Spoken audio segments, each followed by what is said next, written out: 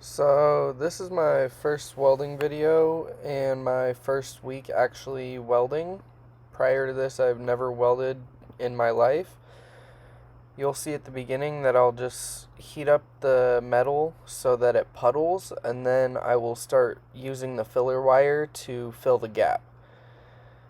If you don't let the metal puddle, it's going to create cold roll, which I'll show later in the video, and you have to make sure that you keep the puddle consistent so that it's not too big or too little so that it looks uniform. This is my first week welding, so obviously it's not going to be the best, but I'll give you a little example of what I can. I also didn't necessarily choose to do oxy-acetylene welding, even though I am happy that I'm learning the basics first by doing this. At Clover Park, we start by doing oxy-acetylene, and then we move to stick, and then I believe MIG, and then TIG.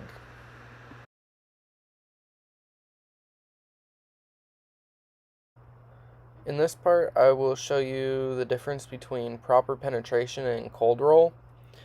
Cold roll is when the steel underneath isn't hot enough, and what happens is the filler wire, when it goes down, it's hot, and since the metal underneath is cold, it rolls over on itself, so it doesn't get a good penetration, and it can pretty much just be knocked off by tapping it with a hammer or even nicking it on something, depending on how weak it is.